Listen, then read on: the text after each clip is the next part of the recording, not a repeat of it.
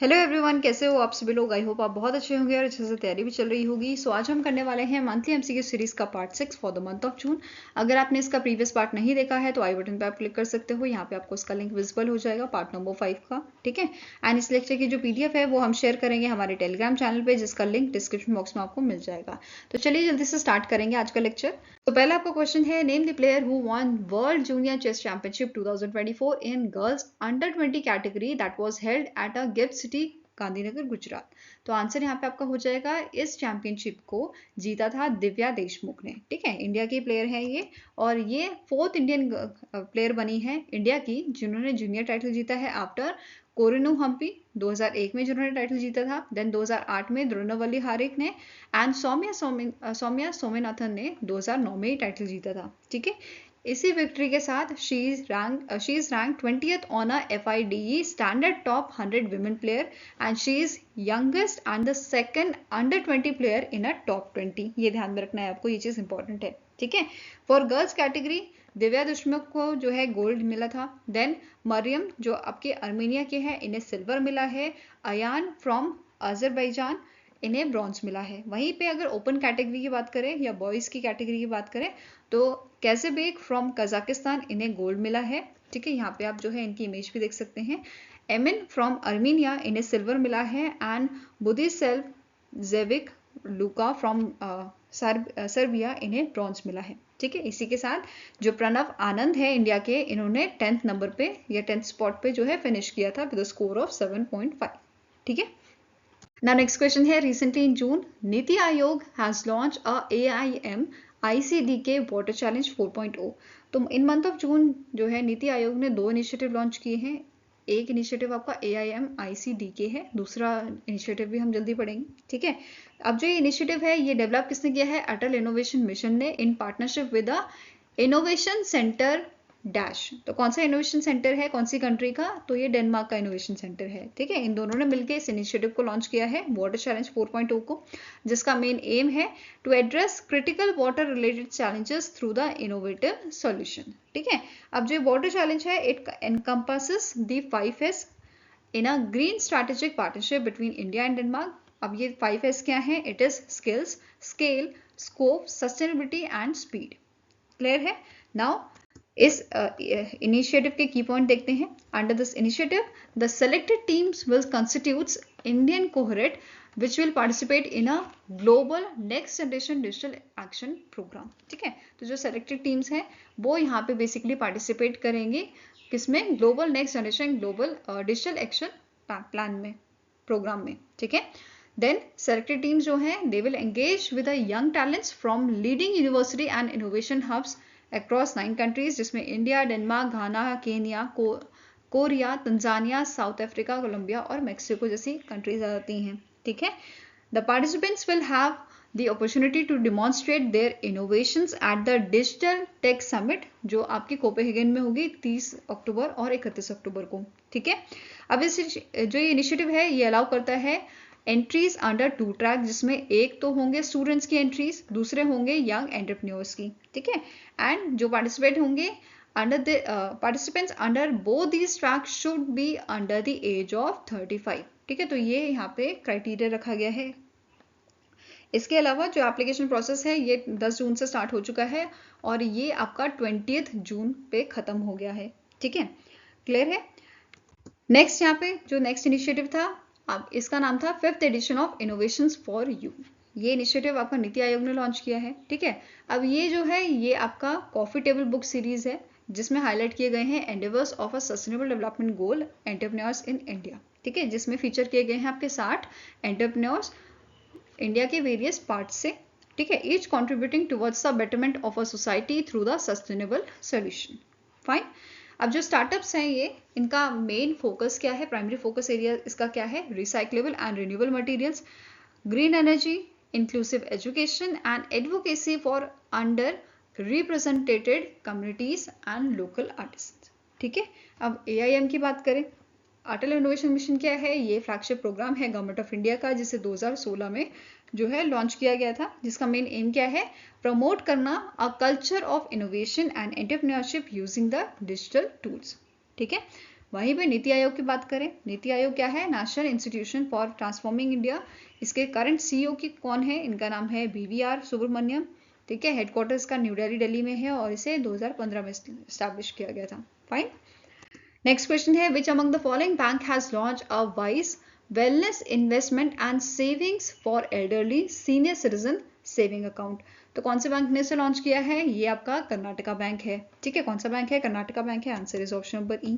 Now यहाँ पे जो है कर्नाटका बैंक ने KVL vice senior citizen saving account open किया है ताकि जो सीनियर सिटीजन है उनकी जो नीड्स हैं उनको फुलफिल किया जा सके, उनकी नीड्स को कैटर किया जा सके। ठीक है, चाहे वो हेल्थ केयर से रिलेटेड हो या बैंकिंग से रिलेटेड हो। फाइन।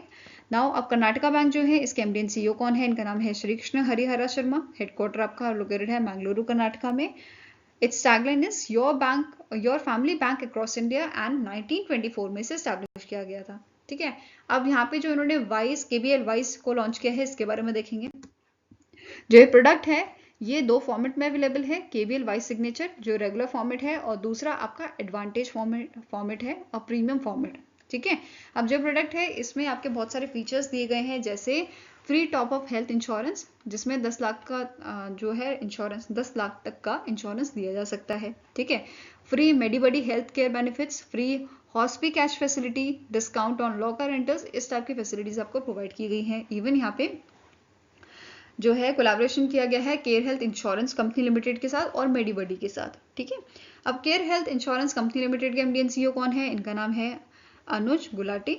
मेडिबडी के आपके को-फाउंडर एंड CEO है सतीश कनन। नेक्स्ट क्वेश्चन है, the pension fund regulatory and development authority that is PFRDA selected dash company as a system integrator for a period of 6 year। तो recently PFRDA ने जो है NEC corporation India जो है इसको select किया गया है एज अ सिस्टम इंटीग्रेटर। ठीक है, 6 साल के लिए इसे सेलेक्ट किया गया है। तो आंसर आपका हो जाएगा ऑप्शन नंबर डी। ठीक है, अब सिस्टम इंटीग्रेटर क्या है? Basically it will be responsible for starting existing process, proposing improved workflow, provide करेगा design development customisation implementation maintenance services, ये सब चीजें प्रोवाइड करेगा PFRDA को। ठीक है, PFRDA trace technology architecture project. ठीक है, अब ये PFRDA का जो ट्रैक प्रोजेक्ट है ये सेकेंड फेज है इसका एंड दिस प्रोजेक्ट इज जो प्रोजेक्ट है it is to digitise and automate its operations. It is envisioned to be a modular and application programming interface that is API based platform। Fine. अब जो PFRDA का project है आपका track project, इसमें 4 module हैं। Website revamp and chatbot, दूसरा आपका है PFRDA online intermediary supervision engine, PFRDA का repository and information system management. ठीक है, एंड नेक्स्ट आपका जाता है data and analytic platform, PFRDA intra and internal digitisation. तो ये सब चीजें 4 मॉड्यूल्स में आपकी लाई गई हैं। ठीक है, नाउ PFRDA के चेयरमैन कौन है? इनका नाम है दीपक मोहंते। हेडक्वार्टर है इसका न्यू दिल्ली में और 2003 में इसे स्टैब्लिश किया गया था। वहीं पे NEC कॉर्पोरेशन इंडिया जो है इसके चेयरमैन है आलोक कुमार। हेडक्वार्टर न्यू दिल्ली में है और इसे 2006 में स्टैब्लिश किया गया था। ठीक है, नेक्स्ट क्वेश्चन है, which among the following life insurance company has collaborated with Mahindra and Mahindra financial services limited to offer customised life insurance solution to customers. ठीक है, तो इनमें से कौन से आपका लाइफ इंश्योरेंस कंपनी है जिसने कोलैबोरेशन किया है Mahindra and Mahindra financial services के साथ या महिंद्रा फाइनेंस के साथ? ठीक है, तो आंसर आपका हो जाएगा it is Kotak Mahindra life insurance company limited. ठीक है, क्लियर है। अब Kotak Mahindra life insurance company के MD कौन है? इनका नाम है महेश बालासुब्रमण्यन। ठीक है, महिंद्रा फाइनेंस के कौन है MD एंड CEO? इनका नाम है राहुल प्रेबेलो और दोनों का ही हेडक्वार्टर आपका मुंबई महाराष्ट्र में लोकेटेड है। ठीक है, नेक्स्ट है, name the company that recently in June received final approval from RBI to issue prepaid payment instrument that is PPI। ठीक है, तो फाइनल अप्रूवल कौन सी कंपनी को मिला है? ये मिला है जुपिटर मनी को। आंसर आपका यहाँ पे है ऑप्शन नंबर सी। अब यहाँ पे इस अप्रूवल के साथ जो ये कंपनी है ये ऑफर कर सकती है इनके यूजर को with a digital wallet link to the UPI unified payment interface. ठीक है, इंटरफेस एप्लीकेशन। नाउ इसके अलावा आपको नोट करना है जुपिटर जो है इसने ऑलरेडी पार्टनरशिप की हुई है federal bank and CSB bank के साथ। ठीक है, किस चीज के लिए? ऑफर करने के लिए डिजिटल सेविंग अकाउंट। ठीक है, इसके अलावा यहाँ पे जो कंपनी है इसको बेसिकली एनबीएफसी का भी लाइसेंस मिला हुआ है, ठीक है। लास्ट ईयर इनको एनबीएफसी का लाइसेंस मिला था to offer direct loans. Fine. Now Jupiter Money की बात करें, इसके फाउंडर एंड सीईओ कौन है? इनका नाम है जितेंद्र गुप्ता। स्टैब्लिश किया गया था 2019 में और इसका हेडक्वार्टर आपका है मुंबई, महाराष्ट्र में, ठीक है। नेक्स्ट क्वेश्चन है, in June 2024 Cyril Ramaphosa is re-elected as a president of dash country for a second term, ठीक है। तो ये आपके अपॉइंट किए गए हैं प्रेसिडेंट साउथ अफ्रीका के। तो आंसर यहाँ पे है आपका option number D. Now south Africa की बात करें तो इसकी 3 आपकी कैपिटल है। एक एग्जीक्यूटिव कैपिटल है which is Pretoria, Cape Town इसकी लेजिस्लेटिव कैपिटल है एंड ब्लूम फॉन्टेन जो है इसकी जुडिशियल कैपिटल है, ठीक है। करेंसी क्या है? South African rand. Fine. Now next our question है, which company has recently in June received approval from the INSpace, that is Indian National Space Promotion and Authorization for secure landing rights and market access to operate satellites above India। तो ये approval मिला है आपका orbit connect India को, जो आपका joint venture है Jio platform limited and Luxembourg based satellite telecommunication company का, SES का, ठीक है। नाउ अब यहाँ पे जो अप्रूवल मिला है इसका एम है to provide satellite based high speed internet, ठीक है। इसके अलावा इन्होंने अप्लाई किया था department of telecommunication for a trial satellite spectrum in a KA and KU band. KA band satellite spectrum आपका है 27.5 to 29.1 GHz and 29.5 to 30 GHz band range is required for the operating orbit connects Earth station in Andhra Pradesh, ठीक है। Airwaves in a इसी के साथ airwaves in a KU bands which is of 14 GHz are needed for a user access terminal that is UATs, ठीक है। Now इसके अलावा आपको पूछा सकता है पहले कौन सी कंपनी बनी थी जिसे इनस्पेस का ऑथराइजेशन मिला था या अप्रूवल मिला था? तो ये कंपनी है आपकी भारतीय एंटरप्राइजेस बैक्ड एल्यूटसेट OneWeb, जिसे अप्रूवल मिला था नवंबर 2023 में, ठीक है। नाउ नेक्स्ट क्वेश्चन है, which country recently in June conducted operational test launch of a Minuteman 3 intercontinental ballistic missile that is ICBMs। तो इसे लॉन्च किया है आपका USA ने, ठीक है। या बोल सकते हो इस ऑपरेशनल टेस्ट को जो है किया किसने है परफॉर्म? ये परफॉर्म किया गया है बाय द USA, ठीक है। आंसर आपका यहाँ पे है ऑप्शन नंबर ए। अब इसे परफॉर्म किया था joint team of a United states air force global strike command airman supported by the US space force guardians, और इन्होंने लॉन्च किया था unarmoured Minuteman 3 intercontinental ballistic missile equipped with a 1 re-entry vehicle from Vandenberg space California USA, ठीक है।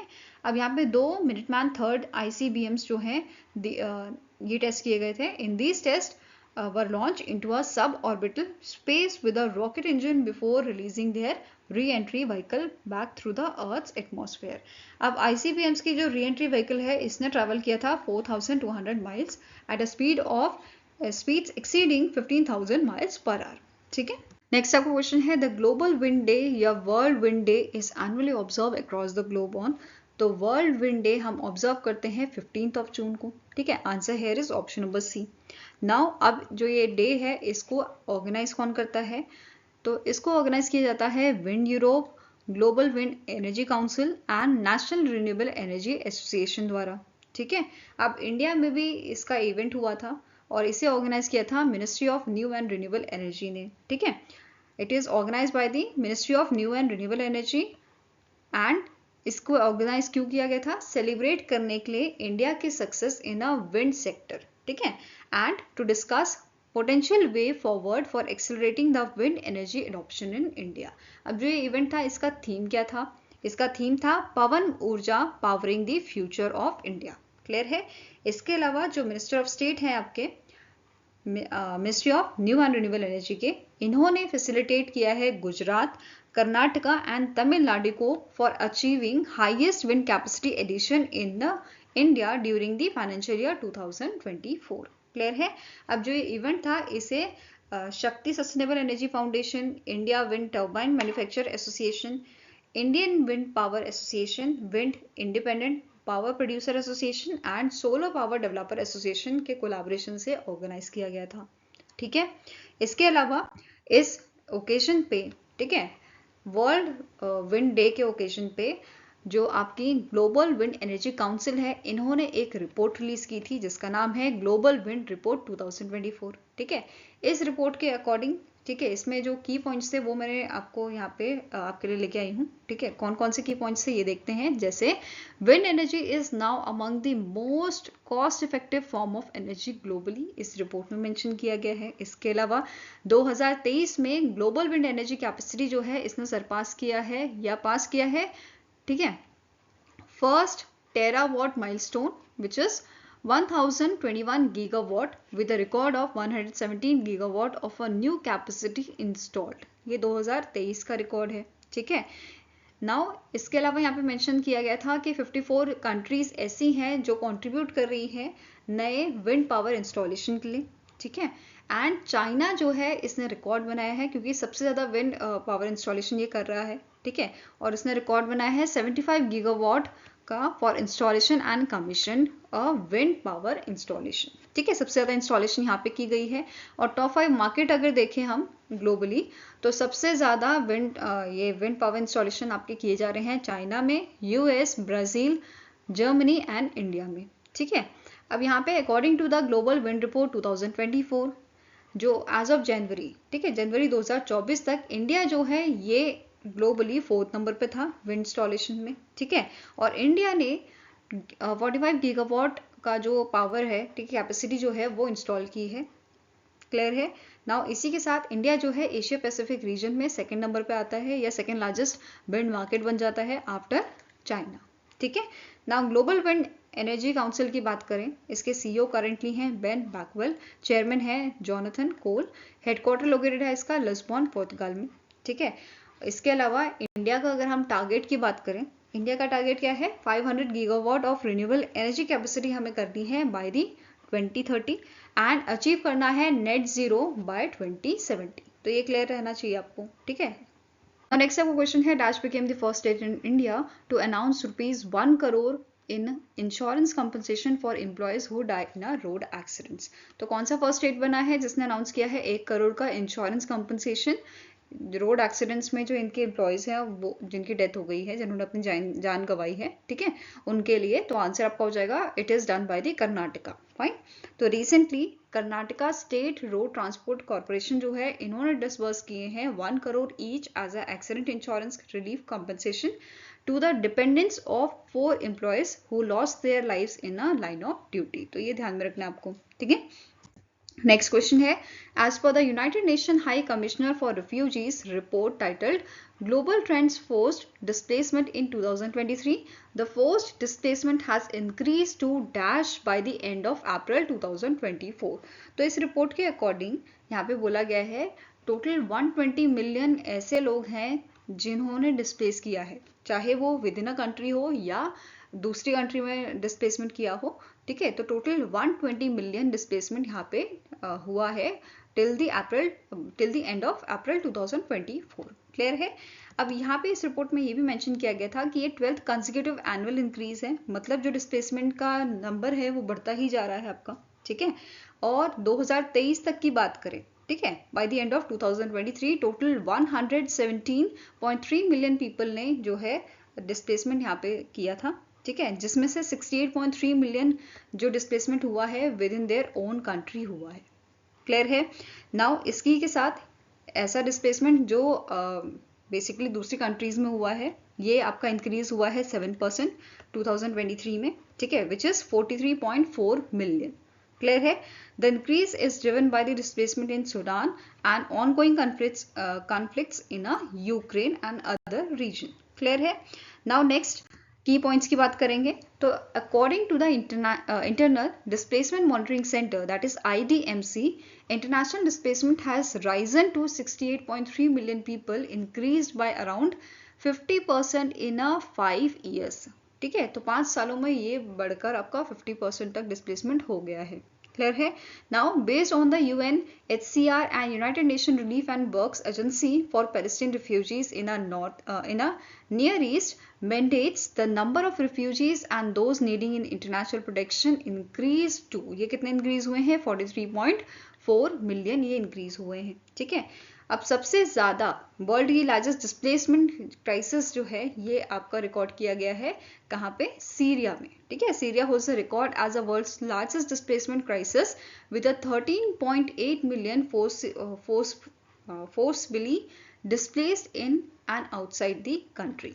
ठीक है, इसके अलावा 5 कंट्रीज जिसमें जो है यहाँ पे 72% जो है, ठीक है, ऑल रिफ्यूजीज आर फ्रॉम, तो मतलब यहाँ पे ज़्यादा कंट्री 5 कंट्रीज, टॉप 5 कंट्रीज जहाँ से लोग डिस्प्लेसमेंट कर रहे हैं, ठीक है, वो दूसरी कंट्रीज में आपके शिफ्ट हो रहे हैं। ठीक है, कौन कौन सी कंट्रीज हैं? पहले नंबर पे अफगानिस्तान आता है, then Syria, Venezuela, Ukraine and Palestine. तो मतलब अभी इस रिपोर्ट के अकॉर्डिंग जो टॉप 5 कंट्रीज हैं वो ये कंट्रीज हैं आपकी। क्लियर है?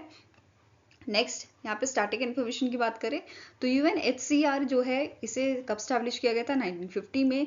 इसके हाई कमिश्नर हैं आपके फिलिप्पो ग्रांडी फ्रॉम इटली एंड इसका हेडक्वार्टर आपका जिनेवा स्विट्जरलैंड में लोकेटेड है। ठीक है, नाउ नेक्स्ट यहाँ पे आप जो है ग्राफ देख सकते हो 2014 से 2023 का अगर आप ग्राफ देखो तो यहाँ पे जो डिस्प्लेसमेंट है वो लोगों का बढ़ता ही जा रहा है। ठीक है, और ये डेटा आपका है 117.3 मिलियन का बाय द एंड ऑफ 2023। ठीक है, नाउ नेक्स्ट क्वेश्चन आपका है as per recently release Times Higher Education University Impact Rankings 2024 which among the following university top the 2024 ranking. तो जो 2024 की आपकी रैंकिंग है जो 6th एडिशन है इसका, ठीक है, इसमें टॉप किया है ऑस्ट्रेलिया की यूनिवर्सिटी वेस्टर्न सिडनी यूनिवर्सिटी। ठीक है, आंसर आपका यहाँ पे हो जाएगा ऑप्शन नंबर ए। ठीक है, अब जो ये रैंकिंग है बेसिकली ये हाईलाइट्स करती है impact of university sector on the world's progress towards a United Nations Sustainable Development Goal. ठीक है, अब इस बार जो है 2152 यूनिवर्सिटीज जो है इस रैंकिंग्स में शामिल हुए हैं फ्रॉम दी 125 कंट्रीज और रीजन्स। ठीक है, एंड यहाँ पे जो रैंकिंग्स है इनको अनाउंस किया गया था जो THE global sustainable development Congress आपकी हुई थी, ठीक है, बैंकॉक में जून 10 से 13 जून तक, वहां पर इसकी अनाउंसमेंट की गई थी। अब बात करते हैं टॉप 5 यूनिवर्सिटीज की। ठीक है, पहली यूनिवर्सिटी आपकी है वेस्टर्न सिडनी यूनिवर्सिटी ऑस्ट्रेलिया से, सेकंड पे आ जाती है यूके की यूनिवर्सिटी, यूनिवर्सिटी ऑफ मैनचेस्टर। ठीक है, देन अगेन सेकंड नंबर पे आपकी थी university of Tasmania from Australia and fourth पे डेनमार्क की यूनिवर्सिटी है Aalborg university and fifth number पे RMIT यूनिवर्सिटी ऑफ ऑस्ट्रेलिया। ठीक है, तो आपकी जो है 3 यूनिवर्सिटी तो टॉप 5 में ऑस्ट्रेलिया की ही है। फाइन, नाउ अब बात करते हैं इंडिया की टॉप 5 इंडियन यूनिवर्सिटी की। ठीक है, तो पहली यूनिवर्सिटी जो आपकी आती है इट इज अमृता विश्व विद्यापीठम। ठीक है, जिसकी ग्लोबल रैंकिंग है 81। ठीक है, देन 101 से लेके 200 तक के बीच में जो रैंकिंग है इंडिया की यूनिवर्सिटीज़ की ये आ जाती हैं आपकी JSS academy of higher education and research. ठीक है, मैसूर कर्नाटका में जो है, then LPU Lovely Professional University जो आपके पंजाब में है, then Manipal academy of higher education Manipal Karnataka. ठीक है, then Shoolini university of biotechnology and management sciences. तो ये आपकी इंडिया की टॉप 5 इंडियन यूनिवर्सिटीज़ थी। इसके अलावा अगर हम बात करें सबसे ज़्यादा यूनिवर्सिटीज़ कौन सी कंट्री से यहाँ पे शामिल हुई हैं, तो सबसे पहले नंबर इंडिया का आ जाता है। तो इंडिया से टोटल 96 इंस्टीट्यूशन जो है इस रैंकिंग में शामिल हुए हैं। ठीक है, then Turkey, India is followed by Turkey जिसके 91 यूनिवर्सिटी हैं, then Pakistan 89 university, Russian Federation 79 university and Thailand 77 university. ठीक है, अब यहाँ पे इंडिया की अदर यूनिवर्सिटी आप देख सकते हो, जैसे 201 से 300 के बीच में आपकी थी BS Abdul Rahman crescent institute of science and technology. ठीक है, फिर KIIT यूनिवर्सिटी, इसके अलावा Savita institute of medical and technical sciences. ठीक है, फिर 301 से 400 के बीच में आपकी थी IIT गांधीनगर।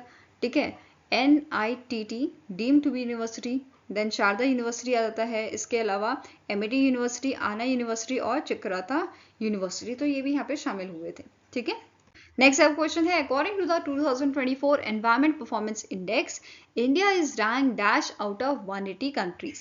ठीक है, तो इंडिया का EPI स्कोर आपका 27.6 है और 2024 के जो आपकी इंडेक्स है इसमें इंडिया की रैंकिंग है 176 रैंक। प्रीवियस रैंक की बात करें तो 180 रैंक थी 2022 में। ठीक है, और इस बार 176 रैंक है। और इंडिया ने सरपास किया है Pakistan, Vietnam, Laos and Myanmar को। ठीक है, इसके अलावा 2020 की रैंकिंग की बात करें तो इंडिया की रैंक थी 168 रैंक। क्लियर है। अब यहाँ पे बाकी जो आपके कंट्रीज हैं वो देख लेते हैं। जैसे म्यांमार की आपकी रैंकिंग है 177, लाओस की है 178, पाकिस्तान की है 179 और लास्ट नंबर आता है वियतनाम का। ठीक है, विच इज 180। क्लियर है। इसके अलावा यहाँ पे अगर हम बात करें इंडिया की रैंकिंग की, ठीक है, तो इंडिया की रैंक 3 मेन कंट्री कैटेगरीज होती हैं, उसमें कितनी है। जैसे इकोसिस्टम वाइटलिटी, इसमें इंडिया की रैंक है 170th। ठीक है, एनवायरमेंटल हेल्थ 177, क्लाइमेट चेंज 133। इसके अलावा बाकी जो कैटेगरीज हैं जैसे बायोडाइवर्सिटी एंड हैबिटेट, इसमें 178 रैंक है।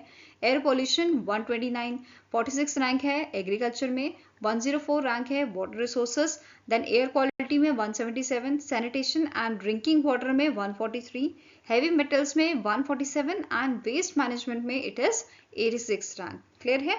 नाउ अब बात करेंगे टॉप कंट्रीज की। तो यहाँ पे पहला नंबर आता है एस्टोनिया का, जो रैंक 1 होल्डर है। ठीक है, then Luxembourg followed by Germany, Finland and UK.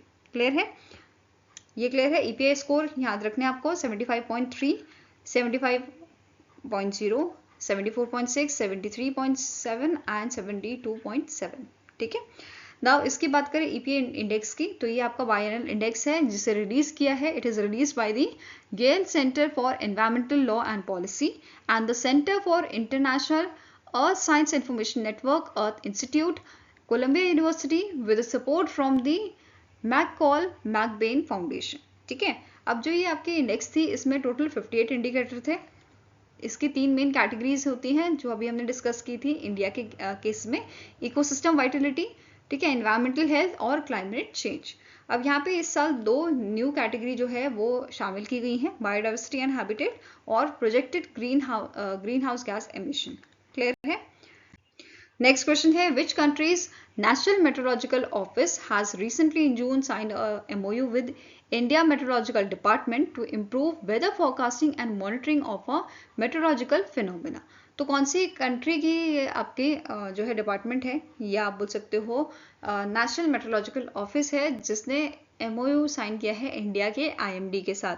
ठीक है, तो आंसर आपका हो जाएगा it is option number E, Dominican Republic. ठीक है, अब जो ये MOU साइन हुआ है इसका मेन एम क्या है, to enhance technical capabilities at ONOMED for better forecasting and monitoring of a meteorological phenomena in the Dominican Republic. अब जो ये MOU है ये साइन किसने किया है, इंडिया के जो IMD के डायरेक्टर हैं आपके, ठीक है, मृत्युंजय मोहोपात्रा, इन्होंने ये MOU साइन किया है with the Dominican ambassador to India, David Pioc. ठीक है, जिन्होंने ये MOU साइन किए हैं on behalf of director of ONOMED Gloria Ceballos in New Delhi, Delhi. ठीक है, अब डोमिनिकन रिपब्लिक की बात करें तो उसके प्रेसिडेंट कौन है, लुइस एबिनेडर, कैपिटल है सेंटो डोमिंगो एंड करेंसी है Dominican peso. Fine. Now next आपका क्वेश्चन है, recently in June Ministry of External Affairs signed an MOU with which bank to enhance digital payment services for migrant worker। तो recently ministry of external affairs ने जो है state bank of India के साथ MOU sign किया है ताकि जो माइग्रेंट वर्कर्स हैं, जो इंडिया के वर्कर्स बाहर देश गए हैं काम करने, ठीक है, वो इंडिया में पैसा भेज सके विदाउट एनी ट्रांजेक्शन फीस। ठीक है, ये क्लियर हुआ। तो आंसर क्या है यहाँ पे, ऑप्शन नंबर बी। अब ये होगा कैसे, तो जो आपका E-माइग्रेट पोर्टल है इसे इंटीग्रेट किया जा रहा है SBI ePay के साथ, ताकि जो SBI की सर्विसेज हैं वो इजीली जो माइग्रेंट वर्कर्स हैं वो आसानी से यूज कर पाएं। ठीक है, अब E-माइग्रेट पोर्टल क्या है, बेसिकली ये पोर्टल हेल्प करता है सेफ एम्प्लॉयमेंट, ठीक है, सेफ एम्प्लॉयमेंट देने में जो हमारे वर्कर्स हैं उनको इन अ फॉरेन कंट्रीज या अब्रॉड। ठीक है, नाउ यहाँ पे पूरी डिटेल दी है मिनिस्ट्री ऑफ एक्सटर्नल अफेयर्स ने। ठीक है, अब इन्होंने यहाँ पे क्या बोला है, the MOU was signed by a Shri ब्रह्म कुमार जो जॉइंट सेक्रेटरी हैं आपके on behalf of a ministry and Shri Nilesh Dwivedi general manager हैं जो आपके SBI के, एट अ सुषमा स्वराज भवन in a New Delhi, Delhi, and will be operational soon after the successful integration of a SBI ePay with a E-migrate portal जो 2014 में आपका launch किया गया था। ठीक है, ये क्लियर हुआ। अब यहाँ पे क्या क्या फैसिलिटी जो माइग्रेट वर्कर है वो यूज कर सकता है। ठीक है, the implementation of this MOU, payment of a various immigration related to fee would be possible with nil transaction charges. कोई charges नहीं यहाँ पे लगेगा for the Paytm through for the payment through the UPI, credit और debit card और NEFT, ठीक है, NEFT through net banking और ऑल इंडियन बैंक। तो यहाँ पे कोई भी ट्रांजेक्शन फीस नहीं लगेगा थ्रू द UPI, क्रेडिट और डेबिट कार्ड और नेफ्ट के थ्रू। क्लियर है? Now next आपको क्वेश्चन है, in June 2024 the RBI has imposed a monetary penalty of rupees 1.45 crore on which bank? तो इनमें से कौन सा बैंक है जिसपे मॉनेटरी पेनल्टी लगाई गई है 1.45 करोड़ की बाय द RBI? तो ये बैंक आपका है सेंट्रल बैंक ऑफ इंडिया, ठीक है। कौन सा बैंक है? Central bank of India. और ये यहाँ पे मॉनेटरी पेनल्टी क्यों लगाई गई है? For non compliance with specific directives issued by the RBI on a loans and advances, statutory and other restrictions, and customer protection limiting liability of customers in a unauthorized electronic banking transactions, ठीक है। इस वजह से यहाँ पे CBI पे, central bank of India पे जो है मॉनेटरी पेनल्टी लगाई है RBI ने। Now next आपका क्वेश्चन है, recently in June executive board of साहित्य academy announced a list of how many recipient of a बाल साहित्य पुरस्कार for 2024। तो यहाँ पे टोटल 24 रेसिपिएंट जो हैं वो अनाउंस किए गए हैं, ठीक है, बाल साहित्य पुरस्कार के। तो आंसर आपका यहाँ पे हो जाएगा ऑप्शन नंबर बी, ठीक है। और युवा पुरस्कार के लिए 23 विनर्स यहाँ पे अनाउंस किए गए थे और ये लिस्ट जो है आपकी डिक्लेयर की थी माधव कौशिक ने, जो प्रेसिडेंट है साहित्य अकेडमी के। क्लियर है? अब दोनों ही यहाँ पे जो आपके विनर्स होंगे बाल साहित्य पुरस्कार के और युवा पुरस्कार के, इनको जो है कैश रिवॉर्ड दिया जाएगा 50,000 का। क्लियर है? नाउ साहित्य अकेडमी बाल साहित्य पुरस्कार जो है ये ऐसे ऑथर्स को दिया जाता है जो इंडिया की जो 24 लैंग्वेजेस हैं इनमें से किसी लैंग्वेज में भी जो है बुक लिखेंगे, ठीक है। साथ में ही ये टारगेट करती हो 9 से 16 ईयर्स के बच्चों को, ठीक है, जो चिल्ड्रंस के लिए बेसिकली बुक्स लिखी जाएंगी उनको, उनके ऑथर्स को ये अवार्ड दिया जाता है। और इसकी शुरुआत की गई थी, इसे एस्टैब्लिश किया गया था 2010 में। वहीं पे युवा पुरस्कार जो है ये 2011 में आया था, ठीक है। और यहाँ पे जो आपके ऑथर्स हैं ये अगेन 24 लैंग्वेजेस में जो है बुक्स लिख सकते हैं। ट्रांसलेशन के लिए यहाँ पे कोई अवार्ड नहीं है, ठीक है। जो ओरिजिनल बुक लिखी होगी उनके लिए ही अवार्ड है। साथ में ही कंडीशन यहाँ पे युवा पुरस्कार के लिए ये है कि जो ऑथर्स हैं ये आपके अंडर 35 ईयर्स के होने चाहिए। क्लियर है? यहाँ पे आप पूरे विनर्स इनके देख सकते हो, ठीक है। पूरी लिस्ट मैंने यहाँ पे ऐड की हुई है, युवा पुरस्कार की भी और आपके बाल पुरस्कार की भी, ठीक है। नाउ नेक्स्ट क्वेश्चन है, name the personality who has been honoured with a V Shantaram lifetime achievement award at a 18th Mumbai international film festival. तो इनमें से कौन से आपके जो है फिल्म मेकर हैं जिनको ये अवार्ड दिया गया है, ठीक है, जिनको ये लाइफ टाइम अचीवमेंट अवार्ड मिला है।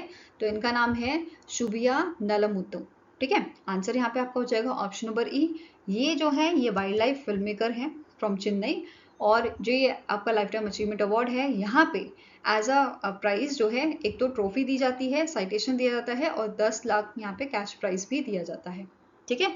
अब जो सुभई हैं इनको बहुत सारे अवार्ड यहाँ पे मिले हैं, जैसे बेस्ट एनवायरमेंट फिल्म 2018 के लिए for the world's most famous tiger, इसके लिए इनको अवार्ड दिया गया था। Then best exploration adventure film 2015 ये अवार्ड इन्हें दिया गया था for life force India's western Ghat. Then best non feature film cinematography 2012 for tiger dynasty के लिए। क्लियर है? नाउ अब यहाँ पे मुंबई इंटरनेशनल फिल्म फेस्टिवल की बात करें तो ये आपका 18 एडिशन था, ठीक है, 18th एडिशन था जिसे ऑर्गेनाइज किया था ministry of information and broadcasting ने। क्लियर है? नाउ अब यहाँ पे जो है 314 फिल्म्स जो हैं वो फीचर की गई थी फ्रॉम 59 कंट्रीज, ठीक है, ये ध्यान में रखना है। जो आपका 18th एडिशन था यहाँ पे 314 फिल्म्स फीचर की गई थी, ठीक है। यहाँ पे आप इमेज देख सकते हो शुभई नलामुथु की। नेक्स्ट है, name the former ISRO scientist and mission director of Chandrayaan 1 who recently in June passed away. ठीक है, तो इनमें से कौन से आपके शख्स हैं जो फॉर्मर इसरो साइंटिस्ट रहे हैं और मिशन डायरेक्टर थे आपके चंद्रयान 1 के? तो आंसर आपका हो जाएगा, इनका नाम है श्रीनिवास हेगड़े। क्या नाम है? Shrinivas Hegde. Answer is option number B. यहाँ पे आप इनकी इमेज देख सकते हो, ठीक है।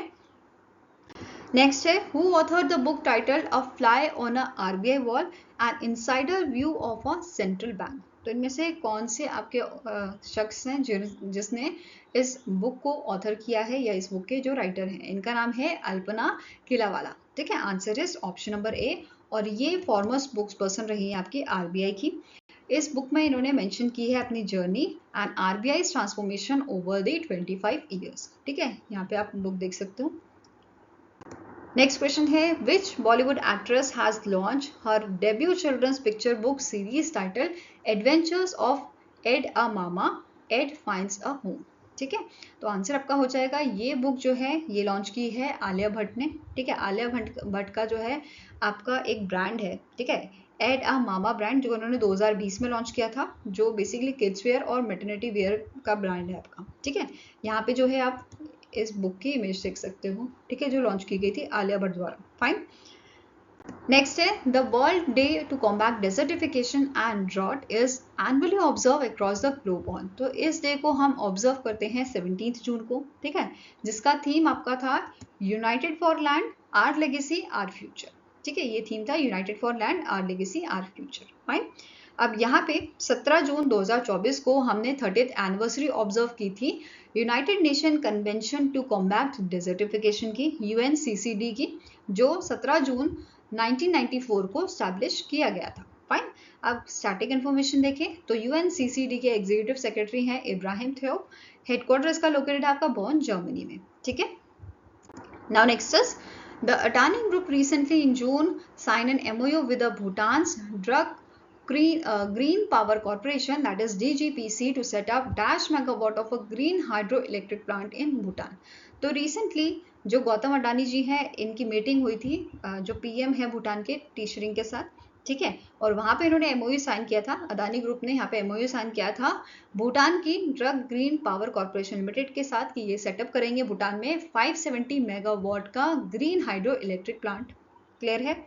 नाउ अब डीजीपीसी क्या है? ये एक लौती जनरेशन यूटिलिटी है आपकी भूटान में जो सब्सिडी है drug holding and investment limited की। ठीक है, और इसकी शुरुआत डीजीपीसी की शुरुआत की गई थी 2007 में to develop and manage Bhutan's hydro power resources and assets. Clear है? इसी के साथ जो गौतम अडानी जी हैं ये भूटान के किंग के साथ भी इन्होंने मीटिंग की थी। ठीक है, नेक्स्ट आपका क्वेश्चन है name the organisation that has released a report title 2023 antibacterial agent in a clinical and pre clinical development and overview and analysis. तो ये जो रिपोर्ट है ये रिलीज की है वर्ल्ड हेल्थ ऑर्गेनाइजेशन ने। ठीक है, और इस रिपोर्ट में बेसिकली इवेल्युएट किया गया है पाइपलाइन ऑफ एंटीबैक्टीरियल एजेंट्स। अब इस रिपोर्ट के according 84% antibacterial research and development आपकी होती है हाई इनकम कंट्रीज में। ठीक है, वेरेस 12% जो है ये आपकी होती है मिडिल इनकम कंट्रीज में, जिसमें आपका China, Russia and south Africa included है। ठीक है, चाइना 7% के लिए कंट्रीब्यूट करता है, रशिया 3% एंड साउथ अफ्रीका 2% के लिए। ठीक है, वहीं पे बात करें लोअर मिडिल इनकम कंट्रीज की जिसमें इंडिया आता है, इंडिया कंट्रीब्यूट करता है 4% of the total share of antibacterial agent in a clinical development by location of research and facilities. Whereas India जो है ये कंट्रीब्यूट करता है सिर्फ 1% to the global antibacterial research and development. ठीक है, यहाँ पे एंटीबैक्टीरियल एजेंट की इन अ क्लिनिकल डेवलपमेंट की बात हो तो 4% कंट्रीब्यूट कर रहा है, वेयरएज 1% कंट्रीब्यूट कर रहा है एंटीबैक्टीरियल रिसर्च एंड डेवलपमेंट में इंडिया। ठीक है, नाउ इसके अलावा नेक्स्ट आपका पॉइंट है as per the report the number of antibacterial agent in a clinical pipeline including antibiotics increase from 82 आपका जो है 2021 में था 80 एंड नाउ ये आपका 2023 में 97% हो गया है। ठीक है, 97 हो गया है, 80 से 97 हो गया है वर्ल्ड वाइड। क्लियर है? नेक्स्ट क्वेश्चन है India rank dash in a global peace index 2024 release by the institute for economics and peace. ठीक है, आईईपी द्वारा ये इंडेक्स रिलीज किया गया था ग्लोबल पीस इंडेक्स, जिसमें इंडिया की रैंक आपकी है 116। ठीक है, कितनी रैंक है? 116 आउट ऑफ 163 कंट्रीज। और यहीं पे अगर 2023 की रैंक की बात करें तो 2023 में इंडिया की जो रैंक थी ये आपकी थी 126 रैंक। ठीक है, क्लियर है? नाउ अब इंडिया के पड़ोसी देश की बात करें तो भूटान की रैंक आपकी थी 21। ठीक है, भूटान की कितनी रैंक है? It is your 21। नेपाल की है 80, चाइना की है 88, बांग्लादेश की है 93 एंड श्रीलंका की है 110। ये सारी कंट्रीज हमसे आगे हैं, इंडिया से आगे हैं। एंड म्यांमार जो है 148 रैंक और पाकिस्तान की है 140 रैंक, ये इंडिया से पीछे है। क्लियर है। नाउ अब बात करेंगे टॉप कंट्रीज, टॉप 5 कंट्रीज इस इंडेक्स में कौन कौन सी थी। तो पहला नंबर आपका आ जाता है आइसलैंड का, जो 2008 से कंटिन्यूअसली इस पोजीशन पे बना हुआ है। ठीक है। It is followed bye Ireland, Austria, New Zealand and Singapore. Clear है। नेक्स्ट यहाँ पे की हाईलाइट्स देखेंगे। देखो यूरोप जो है, अगर यहाँ पे रीजन वाइज बात करें तो यूरोप सबसे ज्यादा पीसफुल रीजन यहाँ पे देखा गया है इस रिपोर्ट के अकॉर्डिंग, इस इंडेक्स के अकॉर्डिंग। ठीक है। वेयर एज लार्जेस्ट इंप्रूवमेंट जो यहाँ पे देखी गई है वो देखी गई है एल सल्वाडोर कंट्री की। क्लियर है, जिसकी 107 रैंक है। फाइन। वेयर एज वर्ल्ड की लीस्ट पीसफुल रीजन की अगर हम बात करें तो ये रीजन आपका आ जाता है middle east and north Africa. ठीक है। यहाँ पे जो आपका यमन और सूडान का जो क्राइसिस है उसकी वजह से ये आपका लीस्ट पीसफुल रीजन बना है। क्लियर है। अब यहाँ पे बात करी जाए बिगेस्ट एवरेज डिक्लाइन जो देखने को मिला है, ठीक है, वो नॉर्थ अमेरिका का देखने को मिला है यहाँ पे। ठीक है, कि यहाँ पे इनकी अच्छी खासी रैंक थी बट वो डिक्लाइन कर गई है, वो कम हो गई है अब। फाइन। अब सबसे मतलब लीस्ट पीसफुल कंट्री की बात करें तो ये आपकी हो जाती है यमन। यमन जो है ये लीस्ट पीसफुल कंट्री है और इसकी रैंक थी 163। ठीक है। It is followed bye Sudan 162, south Sudan 161, Afghanistan 160 and Ukraine 159। Clear है। नाउ अब जो इंडेक्स की हम बात कर रहे हैं ग्लोबल पीस इंडेक्स 2024 का, ये आपका 18th एडिशन था। रिलीज किसने किया था? Institute for economics and peace ने। ये डिस्कस कर चुके हैं। ठीक है। अब स्टैटिक इन्फॉर्मेशन देखें तो इसे 2007 में स्टैब्लिश किया गया था। इसके फाउंडर एंड एग्जीक्यूटिव चेयरमैन कौन है? इनका नाम है स्टीव कैललम और हेडक्वार्टर्स का लोकेटेड है आपका सिडनी, ऑस्ट्रेलिया में। ठीक है। नेक्स्ट है which ministry has launch the environmental flows, that is e-flows monitoring system to monitor the cleaning progress of a river Ganga. ठीक है। इनमें से कौन सी मिनिस्ट्री है जिसने लॉन्च किया है e-flows monitoring system मॉनिटर करने के लिए क्लीनिंग प्रोग्रेस रिवर गंगा की। ठीक है। तो अब ये गंगा से रिलेटेड है, गंगा दैट मीन्स हमारी नदी, नदी से रिलेटेड है आपका जल शक्ति। ठीक है। तो ऐसे याद कर लो। तो मिनिस्ट्री ऑफ जल शक्ति ने इसको लॉन्च किया है। क्लियर है। नाउ यहाँ पे मिनिस्ट्री ऑफ जल शक्ति के यूनियन मिनिस्टर कौन बने हैं? इनका नाम है CR पाटिल। ठीक है। वहीं पे इसके मिनिस्टर ऑफ स्टेट आपके हैं V सुमन्ना। फाइन। अब की पॉइंट्स देखेंगे ई फ्लो की।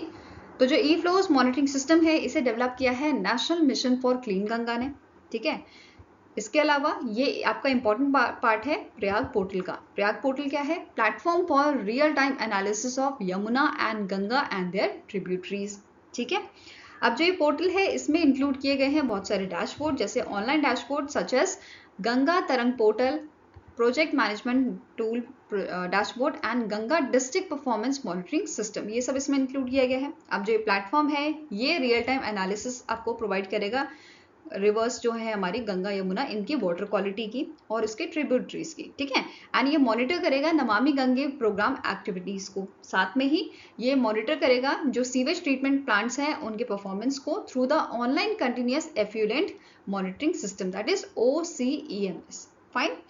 Now next question है which organization has committed $105 million to finance 550 megawatt solar power project in Bikaner Rajasthan being developed by Brookfield Asset Management। तो यहाँ पे इनमें से कौन सी ऑर्गेनाइजेशन है जिसने कमिटमेंट किया है, जिसने बोला है कि ये $105 मिलियन का इन्वेस्टमेंट जो है ये प्रोवाइड करेंगे ब्रुकरफील्ड असेट मैनेजमेंट लिमिटेड को सेटअप करने के लिए 550 megawatt of solar power project in Rajasthan. तो ये ऑर्गेनाइजेशन आपकी है इंटरनेशनल फाइनेंस कॉर्पोरेशन IFC, जो आपका पार्ट है वर्ल्ड बैंक ग्रुप का। ठीक है। अब यहाँ पे जो प्रोजेक्ट है ये एक्सपेक्टेड है कि ये मिटिगेट करेगा ग्रीन हाउस गैस इमिशन को by 80,04,408 tons of carbon dioxide annually. ठीक है। ये चीज यहाँ पे इन्होंने बताई है। फाइन। Next है recently in June RBI has cancelled the license of which cooperative bank due to lack of adequate capital and earning prospect। तो इनमें से कौन से बैंक का लाइसेंस कैंसिल किया है RBI ने रिसेंटली? तो आंसर आपका हो जाएगा, इस बैंक का नाम है पूर्वांचल कोऑपरेटिव बैंक। ठीक है। कौन सा बैंक है? Purvanchal cooperative bank. इसका हेडक्वार्टर आपका गाजीपुर उत्तर प्रदेश में लोकेटेड है। फाइन। नाउ आप मुझे एक चीज बताओ, अब जो ये बैंक है, ठीक है, इस बैंक का लाइसेंस कैंसिल कर दिया है तो यहाँ पे जो डिपॉजिटर्स होंगे उनको कितना पैसा, कितना मिनिमम पैसा जो है यहाँ पे DICGC जो है प्रोवाइड करेगा। Deposit insurance and credit guarantee corporation जो है वो कितना अमाउंट, मिनिमम कितना अमाउंट जो है हर डिपॉजिटर को प्रोवाइड करेगा, क्योंकि ये बैंक हो रहा है बंद। ठीक है, मुझे कमेंट सेक्शन में जल्दी से बताइए। नाउ नेक्स्ट क्वेश्चन है, the Fitch Rating has raised its projection for India's GDP growth to -% for financial year 2025 in its Global Economic Outlook for June 2024 report. ठीक है, तो रिसेंटली इन्होंने जो है एक रिपोर्ट रिलीज की थी, जिस रिपोर्ट में इन्होंने रेज किया है इंडिया का GDP growth for financial year 2025। ठीक है, तो ये आपका 20 बेसिस पॉइंट इंक्रीज किया गया है और आंसर यहाँ पे है आपका ऑप्शन नंबर डी। ठीक है, जो प्रीवियस इनका प्रोजेक्शन था वो आपका था 7% का, अभी इसको 7.2% कर दिया गया है। फाइन। वहीं पे जो इन्होंने पहले प्रोजेक्शन दी थी जीडीपी ग्रोथ की फाइनेंशियल ईयर 26 फाइनेंशियल ईयर 27 की, ये आपकी सेम रखी गई है 6.5% and 6.2%। Fine. I hope guys आपको ये वीडियो पसंद आया हो। पसंद आए तो लाइक एंड शेयर जरूर कीजिएगा और हमारे साथ जुड़ने के लिए हमारे चैनल को सब्सक्राइब कीजिएगा। अगर आपके कुछ सजेशन है तो आप हमें मेल भी कर सकते हैं benchmarkstudy007@gmail.com पे, या फिर आप हमें कमेंट सेक्शन में भी लिख सकते हैं। तो मिलेंगे ऐसे ही नेक्स्ट वीडियो के साथ। Till then take care, have a nice day and all the best for your preparations.